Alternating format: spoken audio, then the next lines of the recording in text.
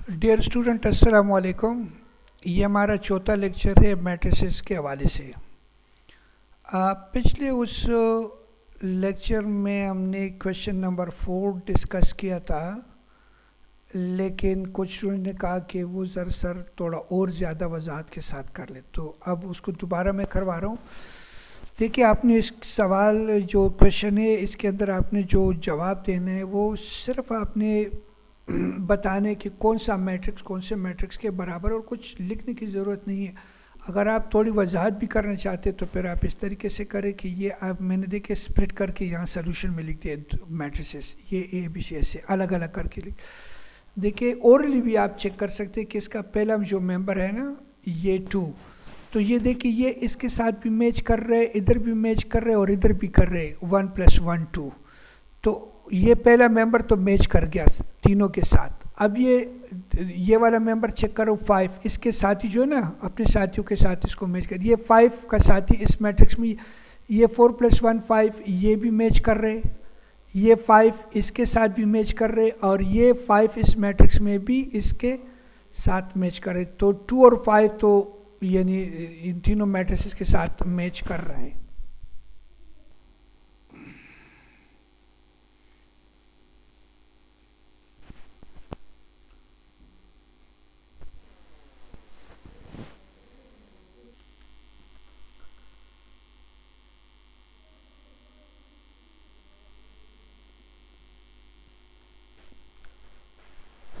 अब हम आ रहे ये क्वेश्चन नंबर 5 पे। क्वेश्चन नंबर 5 में बता रहे कि ये दो मैट्रिसेस ए और B, for what values of u v and डब्ल्यू are A and B equal. इस सवाल का मतलब ये कि यू वी और डब्ल्यू की कौन सी वैल्यूज़ हम इन मैट्रिसेस के अंदर डाल दें या पुट कर दें कि दोनों मैट्रिक्स आपस में क्या हो जाए, बराबर आ जाए। तो क्या हो सकता है, ये तो सिंपल सी बात है। देखिए 2, अगर ये मैट्रिक्स ए को मैंने बी के बराबर लाने हैं तो 2 किसके बराबर आने चाहिए, वी के, और वी का वैल्यू फिर क्या होना चाहिए, वी का वैल्यू 2 होगा। तो 2 और 2 -3 ऑलरेडी -3 इसका साथी यहाँ पे, और ये u, तो u का साथी क्या है 5, तो इसका मतलब u की जगह मैं 5 यहाँ डाल दूँ तो ये भी आपस में बराबर हो जाएगा। यहाँ है w और इसका साथ ये क्या है 0, तो इसका मतलब है कि w की वैल्यूज़ में क्या डालूँ 0, तो ये दोनों मैट्रिक्स आपस में क्या हो जाएंगे, बराबर हो जाएंगे। तो आप इसका सिंपल आंसर भी लिख सकते यूँ कि ये एक मिनट मैं थोड़ा इसको फिर दोबारा करवा रहा हूँ वहाँ क्लियर करके आपको। चलिए जी, मैं इसका सोल्यूशन लिख दिया है। इसमें मैंने लिख दिया कि if the corresponding elements of the matrices are equal, ये दो मैट्रिसेस है, इसके करस्पॉन्डिंग एलिमेंट्स अगर आपस में बराबर होंगे तो दोनों मैट्रिक्स फिर बराबर हो जाएंगे। अब करस्पॉन्डिंग एलिमेंट्स क्या है, 2 का साथी कौन सा बन रहा है v, तो ये दोनों आपस में क्या होना चाहिए, बराबर, तो मैंने लिख दिया। फिर से बता रहा हूँ, if the corresponding elements of the matrices are equal such that 2 बराबर हो v के या v 2 के बराबर, एक ही बात है। ये -3 के बराबर, इसकी लिखने की ज़रूरत नहीं है।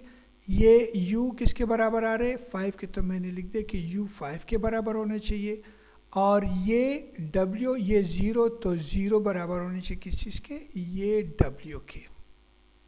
तो अगर ये सिचुएशन क्रिएट होता है कि v 2 के बराबर हो, u 5 के और w 0 के, तो फिर दोनों मैट्रिसेस क्या हो जाएंगे, आपस में बराबर होंगे। Then matrix A will be equal to matrix B। ये है क्वेश्चन नंबर 6। इसमें भी वही कंसेप्ट है जो क्वेश्चन नंबर 5 में था। ये देखिए वो कह रहे कि दोनों मैट्रिसेस आपस में क्या है, बराबर।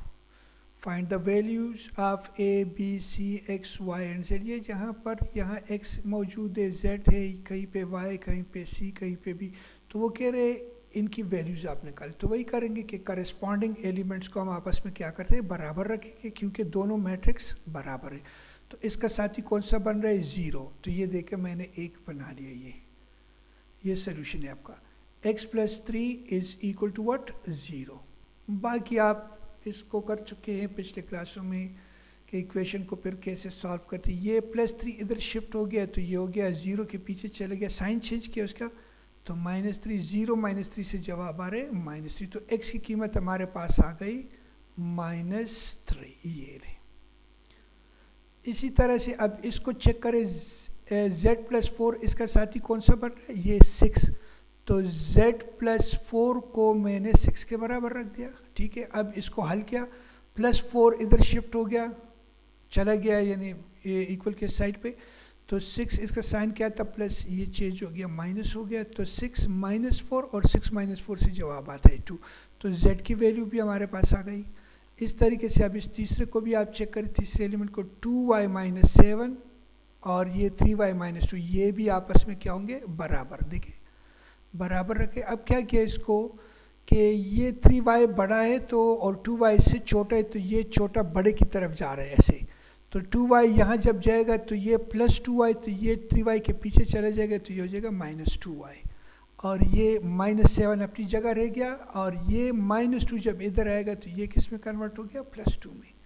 अब इसको हल करें, 3y में से 2y यानी 3 - 2 करें तो 1y बचता है, जिसको मैं सिर्फ y भी आप लिख सकते हैं या 1y आमतौर पर लिखते नहीं, जस्ट y लिखते, तो इससे मुराद होता है 1y, और +2 - 7 से जवाब आ रहे हैं -5। ये साइन के मुतालिक और ये जो प्लस माइनस एडिशन मल्टीप्लाई, ये आप पिछले क्लासों में सीख चुके, लिहाजा मैं इसको यहाँ ज़्यादा फोकस नहीं कर रहा हूँ, ठीक है। +2 - 7 से जवाब आ रहे हैं, तो y की कीमत भी हमारे पास आ गई इस तरीके से, और इस तरीके से ये -6 - 6 के बराबर इक्वेशन की ज़रूरत नहीं। अब इसमें पड़ेगा a - 1 is equal to what, -3। अब देखिए a - 1, ये a - 1 को लिया हमने किसके बराबर, -3 के, ठीक है भाई। -1 पीछे चला गया तो ये हो जाएगा +1, -3 + 1 से जवाब आ रहे ये -2।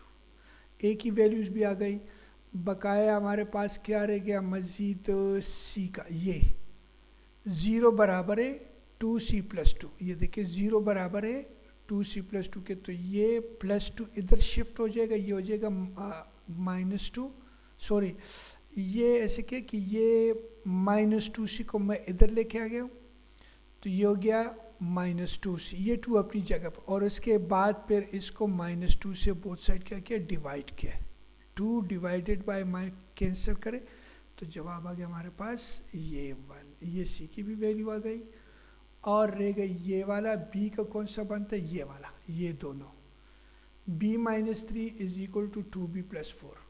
अब 2b बड़ा है तो ये b छोटा था, इससे 1b था, तो ये यहाँ शिफ्ट किया इसको, 2b ये इधर आके -b हो गया, और ये -3 अपनी जगह, ये +4 इधर जाएगा तो ये हो जाएगा -4, और -4 - 3 से जवाब -7, और 2b - b से जवाब आ गया b। अब ये सवाल जो है, ये जो इक्वेशन थे इसके अंदर, अब अगर ये आपको क्लियर नहीं हो रहे तो फिर आप मुझे क्लास के दौरान बताएंगे, दोबारा इसको करेंगे, लेकिन मेरे ख्याल में ये आपको आना भी चाहिए, क्योंकि ये पिछले कई क्लास 6 से ये सवाल आप लोग कर रहे हैं, ठीक है जी। ये जो क्वेश्चन है, क्वेश्चन नंबर 7, इसको हम इस वक्त हल नहीं कर रहे, ये जब हम एक्सरसाइज 1.5 पे पहुंचेंगे, जब वहाँ सवाल करेंगे, ये बेसिकली उस एक्सरसाइज से ये रिलेटेड है। अभी अगर मैं करूँगा अभी तो ये आपकी समझ में नहीं आएगा, जब वहाँ हम जाएंगे तो फिर डिटेल के साथ जब वो हम वही एक्सरसाइज करेंगे 1.5, तो उसमें आपका ये क्वेश्चन कवर हो जाएगा। बहुत शुक्रिया, आपका एक्सरसाइज 1.1 ख़त्म हो गया है। अगले लेक्चर में आप मुझे फ़ीडबैक भी दें, बेशक आप व्हाट्सएप के ज़रिए भी मुझे दे सकते हैं, और जब क्लास शुरू होगा तो उस वक्त भी आप मुझे बता सकते हैं, क्योंकि ये हमारा भी पहला एक्सपीरियंस है ऑनलाइन टीचिंग का, और आपका भी है, तो आपका फ़ीडबैक बहुत ज़रूरी है। उसके हिसाब से फिर हम अपनी सेटिंग और बेहतर करेंगे। बहुत शुक्रिया।